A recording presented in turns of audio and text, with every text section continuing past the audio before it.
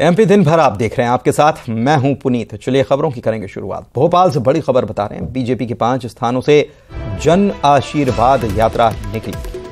कौन कौन से 5 स्थान हैं? विंध्य हो गया, महाकौशल, मालवा, ग्वालियर चंबल और बुंदेलखंड। यहां से यात्रा निकलेगी। जेपी नड्डा, अमित शाह, राजनाथ सिंह और नितिन गडकरी यात्रा का शुभारंभ करेंगे।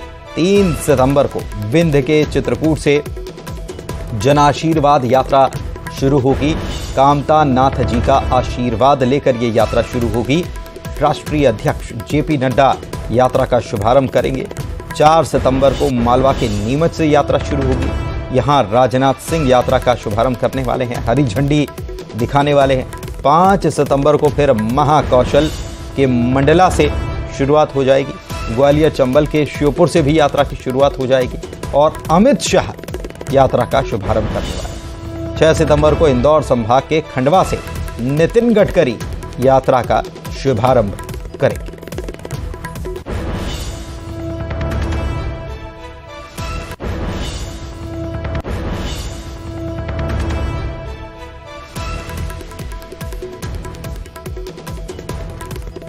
शैलेंद्र चौहान हमारे संवाददाता भोपाल से जुड़े हुए हैं, उनसे बात करते हैं। शैलेंद्र, न्यूज़ 18 ने इस बात की खबर पहले ही दे दी थी कि यात्रा जो शुरू होने वाली है, जन आशीर्वाद यात्रा, वो चित्रकूट से सबसे पहले उसका आगाज होने वाला है। लेकिन परिवर्तन थोड़ा बस इतना है कि वहां पार्टी अध्यक्ष जेपी नड्डा इसका आगाज करने वाले हैं, भगवान कामता नाथ का आशीर्वाद लेकर, और फिर बाकी तमाम नेता जो हैं वो अलग अलग क्षेत्रों में जाकर यात्रा शुरू करने वाले हैं अलग अलग दिनों में। जी बिल्कुल, जन आशीर्वाद यात्रा जो कि 30 सितंबर से शुरू होना थी, सबसे पहले हमने दिखाया। इसमें एक बड़ा परिवर्तन ये हुआ है कि जो केंद्रीय गृह मंत्री अमित शाह हैं वो चित्रकूट से इस यात्रा को हरी झंडी दिखाने वाले थे, लेकिन उनके कार्यक्रम में कुछ परिवर्तन हुआ है और उसके बाद ये तय हुआ कि चित्रकूट से अब भाजपा के राष्ट्रीय अध्यक्ष जेपी नड्डा इस यात्रा को शुरू करेंगे। इसके अलावा 4 सितंबर को जो यात्रा नीमच से निकलेगी उसे केंद्रीय गृह मंत्री राजनाथ सिंह हरी झंडी दिखाएंगे। 5 सितंबर को जो यात्रा 2 जगह से एक साथ शुरू होना है, मंडला और श्योपुर, तो ये यहाँ की जो यात्रा है उसको खुद केंद्रीय गृह मंत्री अमित शाह शुरुआत करेंगे, हरी झंडी दिखाएंगे। और इसके बाद केंद्रीय सड़क परिवहन मंत्री जो नितिन गडकरी है वो 6 सितंबर को खंडवा से यात्रा शुरू करेंगे। तो इसमें भाजपा ने एक परिवर्तन करने के साथ ही एक बड़ा बदलाव यह भी क्या है कि ये जो यात्राएं शुरू हो रही किसी ना किसी एक बड़े धार्मिक स्थल से शुरू हो रही है और इसके साथ ही ये 5 जो अंचल हैं जो कि विंध्य है, महाकौशल है, बुंदेलखंड है, ग्वालियर चंबल है, मालवा निमाड़, इस सबको एक साथ साधने की कोशिश की है ताकि सभी सीटों पर भाजपा के सारे प्रमुख नेता पहुंच जाएं और इससे भाजपा को मिशन 2023 के लिए बड़ा फायदा मिल सके। और लिस्ट की जो बात सामने आ रही थी उसको लेकर भी कुछ है क्या ये यात्रा के शुरुआत से पहले?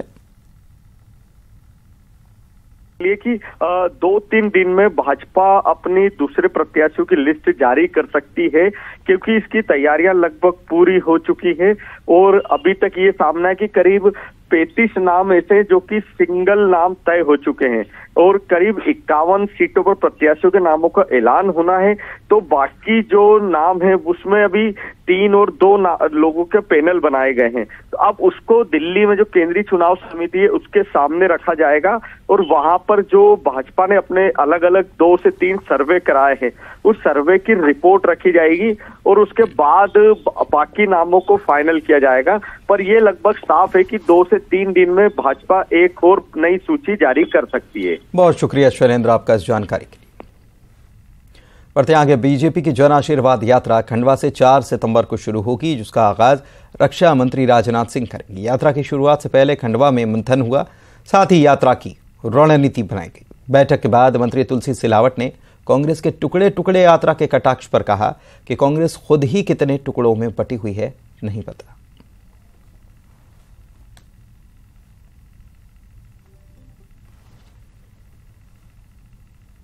रक्षाबंधन पर केंद्र सरकार ने लोगों को राहत दी है और एलपीजी सिलेंडर के दाम 200 रुपए अब कम हो चुके हैं। आम लोगों को 200 रुपए की राहत मिली है, लेकिन उज्ज्वला योजना के लाभार्थियों को कुल मिलाकर 400 रुपए की सब्सिडी मिलेगी, क्योंकि 200 रुपए इन लाभार्थियों के लिए भी घटाए गए हैं। पहले 200 रुपए कम ही मिलता था और 200 रुपए घटा दिए गए हैं। मोदी सरकार के फैसले से 33 करोड़ गैस कंज्यूमर्स को फायदा होने वाला है। गैस सिलेंडर के दाम कम किए जाएंगे, सभी उपभोक्ताओं के लिए 200 रुपए दाम कम होंगे। और आज मैं कहना चाहता हूं, जब हम 2014 में आए थे, मोदी जी के नेतृत्व में सरकार बनी, तब देश में मात्र 14.5 करोड़ लोगों के पास रसोई गैस का सिलेंडर था, डोमेस्टिक एलपीजी। आज वो बढ़कर 33 करोड़ हुए, जिनमें से 9 करोड़ 60 लाख उज्ज्वला गैस सिलेंडर जो हमने मुफ्त में गैस कनेक्शन दिए थे, और उज्ज्वला गैस योजना वालों को 200 रुपया सब्सिडी पहले ही मिलती है। तो सभी उपभोक्ताओं को जो डोमेस्टिक गैस सिलेंडर यूज करते हैं, उसका दाम 200 रुपए कम कर दिया गया है। रक्षाबंधन पर देश भर की बहनों के लिए एक बहुत बड़ी सौगात नरेंद्र मोदी जी ने दी। और केंद्रीय गृह मंत्री ने भी रक्षाबंधन और ओणम के अवसर पर घरेलू गैस सिलेंडर पर 200 रुपए की सब्सिडी देने के फैसले को जन कल्याणकारी बताते हुए पीएम का आभार जताया और लिखा कि इस फैसले से उज्ज्वला योजना के तहत घरेलू गैस सिलेंडर पर मिलने वाली सब्सिडी 400 रुपए हो जाएगी, जो वैश्विक कारणों से बढ़ी महंगाई को राहत देगी। इसके साथ ही उन्होंने 75 लाख नए उज्ज्वला कनेक्शन को मंजूरी देने के फैसले का भी स्वागत किया।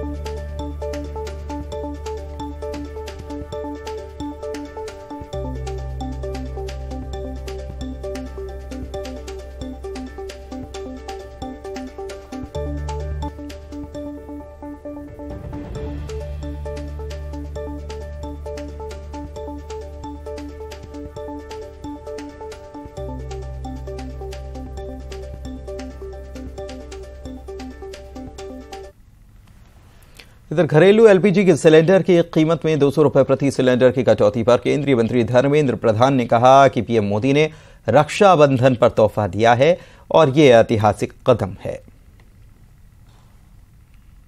राखी का गिफ्ट दिया, राखी का सौगात दिया।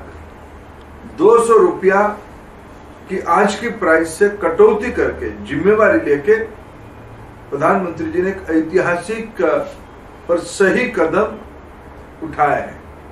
उसके साथ साथ प्रधानमंत्री उज्ज्वला योजना जैसे सफल और महत्वाकांक्षी योजना, जिस योजना के तहत महिलाओं की सशक्तिकरण हुआ है, एम्पावरमेंट हुई है, समय की बचत हुई है, उन्होंने स्वास्थ्य पे ध्यान दिया है, उनकी स्वास्थ्य की इंप्रूवमेंट हुई है।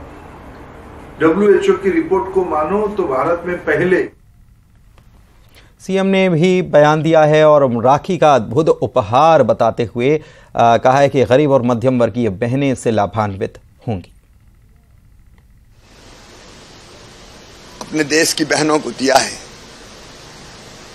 एलपीजी गैस की कीमतों में जो कमी की गई है, उसका लाभ गरीब बहनों को तो मिलेगा ही, लेकिन मध्यम वर्गीय बहनों भी उससे बहुत राहत महसूस करेंगी। इस सौगात के लिए मैं प्रधानमंत्री जी का अभिनंदन करता हूं, उन्हें हृदय से धन्यवाद देता हूं और बहनें अपना राखी का त्योहार अब और उमंग और उत्साह से मनाएंगी। उनको भी शुभकामनाएं। सर, ये कहा जा रहा है विरोधियों की तरफ से कि चूंकि 4 राज्यों में चुनाव है, इसलिए एक तरह का लॉलीपॉप प्रस्तुत किया गया केंद्र। इनको तो दिन और रात केवल चुनाव दिखाई देते, चुनाव के अलावा कुछ नहीं दिखाई देता। हम कोई भी फैसला चुनाव को देख के नहीं करते। फेक ट्वीट करने के मामले में दिग्विजय सिंह की मुश्किलें बढ़ सकती हैं। बीजेपी के वीडी शर्मा जो प्रदेश अध्यक्ष हैं, उन्होंने कहा है कि मध्य प्रदेश का माहौल बिगाड़ने के लिए धार्मिक भावनाओं को भड़काने का काम किया है। कड़ी कानूनी कार्रवाई इनके खिलाफ की जाएगी। दिग्विजय सिंह फेक ट्वीट कर रहे हैं। मैं कहना चाहता हूं मीडिया के सामने गंभीरता के साथ, मध्य प्रदेश का वातावरण बिगाड़ने के लिए धार्मिक भावना भड़काने का काम दिग्विजय सिंह ने किया। कुंडलपुर के मंदिर को लेकर के जो ट्वीट किया, एक पूर्व मुख्यमंत्री को शर्म आनी चाहिए और बाद में आप पूंछ दबा करके भाग जाते हो। ट्वीट को डिलीट कर लिया। केवल इन्हें माफी मांगने की बात मैं नहीं कर रहा हूं, इनके खिलाफ कड़ी कानूनी कार्रवाई होगी। अभी आज 200 धार के बदनावर में लगे पोस्टर विवाद के बाद बीजेपी के नेता भंवर सिंह शेखावत का बयान सामने आया। उन्होंने कहा कि जिस पार्टी से उन्हें टिकट मिलेगा उस पार्टी से वो चुनाव लड़ेंगे। उन्होंने ये भी कहा कि अगर बीजेपी कांग्रेस दोनों ही पार्टियों से टिकट नहीं मिलेगा तो निर्दलीय लड़ लेंगे। मैं अगर देखिए निर्दलीय और दलीय का सवाल नहीं, अगर कांग्रेस बीजेपी दोनों टिकट नहीं देंगी तो जनता की इच्छा के मुताबिक मैं चुनाव निर्दलीय भी लड़ना पड़ा तो मैं लड़ूंगा। कांग्रेस अगर टिकट देती तो आप तैयार हैं? कांग्रेस टिकट देगी तो कांग्रेस ही बात करूंगा। पहले मैं अपनी पार्टी से बात कर लूं, मेरे पार्टी वाले जवाब दे दें मुझे कि मेरे लिए कोई स्थान नहीं है उनके पास में। बीजेपी विधायक जजपाल जग जी की फिर से मुश्किलें बढ़ती दिखाई दे रही है। हाई मास्ट लाइट घोटाले को लेकर एमपी एमएलए कोर्ट में केस चलेगा। साल 2017 में लोकायुक्त ने घोटाले को दर्ज किया था। तब अशोकनगर नगर पालिका के जजपाल जग जी अध्यक्ष हुआ करते थे और उनके कार्यकाल में लाइट की खरीदी हुई थी। 25 लाख का टेंडर था, लेकिन 58 लाख यानी कि दोगुने से भी बहुत ज्यादा में काम कराया गया। अशोकनगर विधानसभा से विधायक हैं जजपाल सिंह जज जी। इन्होंने अपने नगरपालिका अध्यक्ष के पद पर रहते हुए एक हाई मास्ट लाइट घोटाला किया था। 25 लाख रुपए की जो हाई मास्ट लाइट थी उन्होंने उसको 58 लाख रुपए में लगवाया था। 33 लाख रुपए की चपत शासन को लगी थी, जिस पर से मेरे पक्षकार देवेंद्र तांबरकर हैं, उनने शिकायत की थी। उनकी शिकायत पर से ग्वालियर लोकायुक्त द्वारा 13(1)D, 13(2) और 420 67 71 के तहत अपराध पंजीबद्ध किया गया था। लोकायुक्त ग्वालियर द्वारा जांच की गई। जांच करने के उपरांत अंतिम प्रतिवेदन प्रस्तुत किया था। प्रवीण कुमार सिंह है लोकायुक्त न्यायाधीश अशोकनगर। चूँकि एमपी एमएलए कोर्ट ग्वालियर में है तो प्रवीण कुमार सिंह को क्षेत्राधिकारता नहीं थी उस अंतिम प्रतिवेदन पर सुनवाई करने की, तो उन्होंने क्षेत्राधिकारता बनाए रखने के लिए ग्वालियर में एमपी एमएलए कोर्ट जो है वहाँ मामले को ट्रांसफर कर दिया है। 25/9/2023 को उसमें तारीख नियत है और मेरे द्वारा अंतिम प्रतिवेदन की प्रतिलिपि प्राप्त करने हेतु आवेदन प्रस्तुत किया जा चुका है। प्रतिवेदन प्राप्त होने पर इसमें आपत्ति अनापत्ति जो। इधर जबलपुर के महापौर ने रक्षाबंधन के पहले नगर निगम के दिवंगत कर्मचारियों के परिजनों के आश्रितों को अनुकंपा नियुक्ति का उपहार दिया। महापौर ने 9 कर्मचारियों के परिजनों को नियुक्ति पत्र सौंपे। नगर निगम के अधिकारियों ने सभी के दस्तावेज जमा करते हुए नियमों और योग्यता के अनुसार आश्रितों को नगर निगम में ही नौकरी देने का प्रस्ताव बनाया, जिसे कुछ दिन पहले कमिश्नर और महापौर ने स्वीकृति दी थी।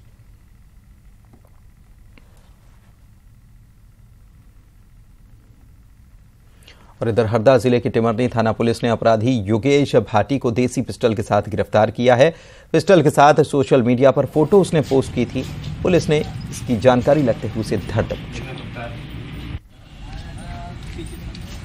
दिनों पूर्व हमारे थाने का एक निगरानी शुदा बदमाश है जिसका नाम योगेश पिता जमुना दास भाटी है।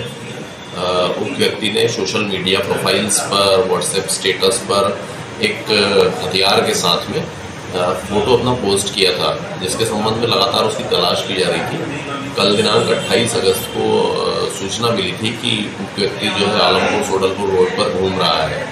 उसके संबंध में पुलिस टीम को रवाना किया गया था और घेराबंदी की गई थी। घेराबंदी के दौरान हंसावती नदी के पास में उक्त व्यक्ति को मोटरसाइकिल पर आते हुए पकड़ा था, जिसके पास से तलाशी लेने पर एक फायर आर्म्स। अगली खबर मुरैना से। अंतर्राज्यीय गांजा तस्कर गिरोह के 2 सदस्यों को पुलिस ने 1.5 क्विंटल गांजे के साथ पकड़ा। कार भी जब्त की गई है। डिग्गी में से 30 पैकेट गांजा मिला। ओडिशा से उत्तर प्रदेश के हाथरस इसे ले जाया जा रहा था। एसपी ने बताया कि पैकेट में 157 किलो से ज्यादा गांजा है, जिसकी कीमत 15 लाख रुपए है। जो प्रथम दृष्टया आरोपियों से पूछताछ की गई है तो इन्होंने ये सामान जो है वो उड़ीसा से लाना बताया है। इसमें अभी इनसे और पूछताछ करते हुए किस माध्यम से, किस प्रकार से ये लोग संपर्क करते हैं, इसमें कुछ हम लोगों को अच्छी जानकारियां मिली हैं, जिससे कैसे ये लोग इसमें डीलिंग करते थे, किस तरह से अकाउंट्स में पैसा ट्रांसफ़र करने के बाद कैसे ये बुकिंग करा के फिर वहाँ से गांजा लाते हैं। इसमें अभी हम लोग वर्क कर रहे हैं और आने वाले समय में इसमें और। बुरहानपुर के लोनी गांव के बच्चों ने कलेक्ट्रेट की चौखट पर विरोध जताया और कंडील जलाकर पढ़ाई की। इसके बाद जिला पंचायत सीईओ सृष्टि देशमुख को कंडील देकर समस्या का निराकरण करने की मांग की गई। मामला यह है कि समाधान तावड़े के परिवार को बिजली विभाग ने 26,000 रुपए का बिल दे दिया था। परिवार ने इसे भरा नहीं तो बिजली विभाग ने कनेक्शन काट दिया। इसके बाद बच्चों के मां बाप ने कई बार बिजली विभाग को लाइट जोड़ने की मांग की, लेकिन लाइट नहीं जोड़ी गई। बच्चों को मजबूरन कलेक्ट्रेट जाकर कंडील जलाकर विरोध करना पड़ा।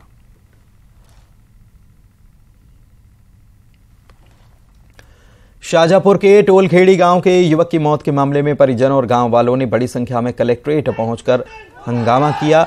उनका कहना है कि युवक की लाश कुएं में मिली थी, लेकिन उसकी मौत पानी में डूबने से नहीं बल्कि उसकी हत्या कर कुएं में उसे फेंका गया। पुलिस ने मामले को गंभीरता से नहीं लिया, नहीं जांच की। परिजनों ने गांव के ही कुछ लोगों पर शक जाहिर किया है।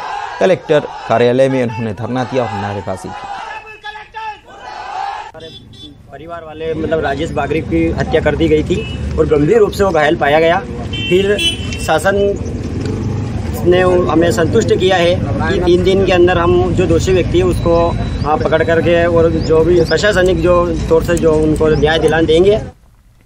शाजापुर जिला प्रशासन ने अतिक्रमण पर बड़ी कार्रवाई की और जेसीबी चलाई। इस दौरान 1 दर्जन से ज्यादा अस्थायी दुकानों को हटाया गया। राजस्व विभाग और नगर पालिका के संयुक्त अमले ने जिला अस्पताल के ट्रामा सेंटर के नजदीक जो दुकानें लगी हुई थी अस्थायी, उनको जेसीबी से हटा दिया। इसके अलावा बीते दिनों गाय की हत्या के मामले में आरोपी बनाए गए 3 आरोपियों के मकान पर भी जेसीबी का पंजा चला।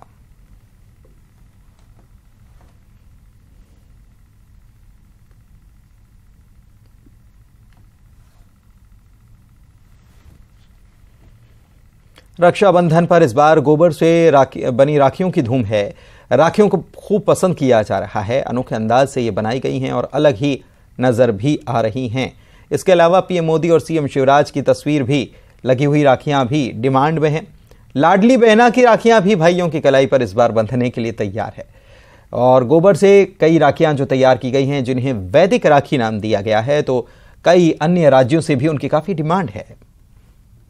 रक्षाबंधन का त्योहार भाई बहन के बीच प्यार और एक मजबूत डोर का रिश्ता है और स्टोर को और ज्यादा मजबूत बना रही है गोबर की राखियां। जी हाँ, इस बार राखियों के साथ साथ जो गोबर से बनी हुई राखियां हैं वो बहुत ज्यादा पसंद की जा रही हैं और इनको बड़ी संख्या में लोग खरीद भी रहे हैं, क्योंकि एक तो गोबर की जो शुद्धता है वो भी इन राखियों में है। और इस बार इन राखियों की डिमांड न सिर्फ मध्य प्रदेश बल्कि अलग अलग राज्यों में भी है। और इस बार जो गोबर से बनी हुई राखियां हैं, इसमें प्रधानमंत्री नरेंद्र मोदी और सीएम शिवराज सिंह चौहान की तस्वीरें भी लगाई गई हैं और इन राखियों की डिमांड भी बड़ी संख्या में है। और इसके साथ ही मध्य प्रदेश में सीएम शिवराज सिंह चौहान यानी भैया ने जो अपनी लाडली बहनों को तोहफा दिया है, उनको आत्मनिर्भर और आर्थिक रूप से मजबूत बनाने का, तो इस तरह की जो लाडली बहना राखियां हैं उसको भी पसंद किया जा रहा है और इस तरह की राखियां भी जमकर बिकी हैं। और इस बार प्रधानमंत्री नरेंद्र मोदी की जो तस्वीरों के साथ वैदिक राखियां बनाई गई हैं, इनको भी उनके पास भेजा गया है और एक तरह से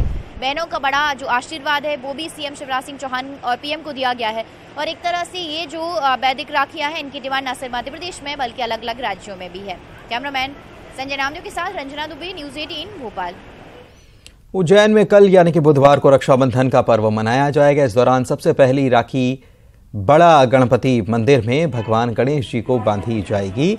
बड़ा गणेश मंदिर के लिए मुंबई, जयपुर, बेंगलोर, भोपाल, इंदौर, पाटन के साथ अमेरिका, लंदन और हांगकांग से भी बहनों राखी भेजी है। इसके अलावा महाकाल मंदिर में प्रातः काल होने वाली भस्म आरती के बाद बाबा महाकाल को भी राखी बांधी जाएगी। उज्जैन के पंडित आनंद शंकर व्यास ने बताया कि भगवान शिव और पार्वती को जगत माता पिता माना जाता है और इस मान्यता से भगवान गणेश को कई महिलाएं अपना भाई मानती हैं। 51 फीट की राखी उन्हें बांधी जाएगी। देवास से खबर है, ग्रामीणों ने तेंदुए की सवारी की। जी हां, ग्रामीणों ने तेंदुए की सवारी। सोनकच्छ के इकलेरा से चौंकाने वाली तस्वीर आई। माता मंदिर के पास तेंदुए को पकड़ा भी और तेंदुए के साथ सेल्फी भी ली। बताइए, खबर कितनी हास्यास्पद भी है, अजीब भी है। क्या ऐसा हो सकता है? लेकिन हो गया, कुछ भी हो सकता है।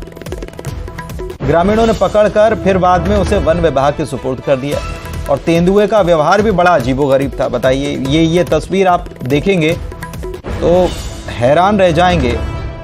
जैसे किसी डॉगी को बस में कर लिया जाता है, वैसे ही खबर पढ़ रहे थे तो बड़ी हैरानी हो गई कि क्या ऐसा हो सकता है कि ग्रामीण या कोई भी तेंदुए की सवारी कर ले। लेकिन ऐसा हुआ।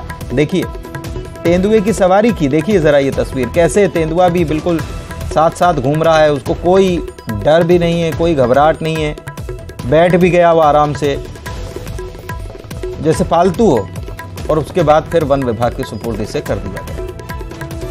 अजीब तस्वीर, ऐसी तस्वीर आपने कभी नहीं देखी हो।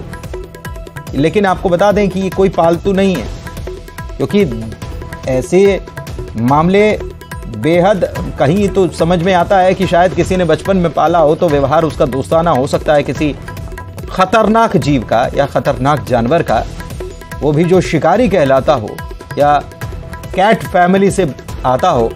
लेकिन ये तो बहुत हैरान कर देने वाला मामला है कि तेंदुआ जो ग्रामीण इलाके में घूम रहा है, वो उसका दोस्ताना व्यवहार, उसके ऊपर लोग सवारी भी कर रहे हैं और बैठकर बाकायदा वो फोटो भी खिंचवा रहा है, वो वीडियो भी बनवा रहा है। आज जैसे हमको तेंदुए की सूचना मिली ग्राम इकलेरा से कि तेंदुआ इस जंगल में घूम रहा है, जो कि हल्का सा कुछ चक्कर वगैरह आगे आ रहे हैं, तो उसकी सूचना पाकर हम मौके पे आए हैं और जब से उसकी निगरानी रख रहे हैं, उसके पीछे पीछे घूम रहे हैं और अभी वो पास में यहाँ नाले में उतरा है नीचे और पूरी टीम लगी हुई है और हमारी रेस्क्यू टीम एक जो देवास वाली है वो मौके पर आ चुकी है। तो उसको पकड़ने की क्या कार्रवाई कर रहे हैं अपन? उसको पकड़ने की कार्रवाई ये है कि अभी उज्जैन से एक टीम आ रही है और पिंजरा भी लेके आ रहे हैं, तो उसको यहाँ से पकड़ के सीधा जहाँ अधिकारी जैसा बोले वैसा हम उसको पहुँचा देंगे, इंदौर भेजना, उज्जैन पहुँचा। तो देखिए ये तस्वीर हैरान कर देने वाली तस्वीर। लेकिन जो जानकार हैं, जो पहुंचे हैं वन विभाग के लोग, उनका ये भी कहना है कि शायद ये अपने आप को ठीक महसूस नहीं कर रहा था, इसकी तबीयत जो है वो ठीक नहीं थी। हो सकता है कि ये कारण भी हो इसके इस व्यवहार में परिवर्तन का। और इसी के साथ इस बुलेटिन में इतना ही। नमस्कार।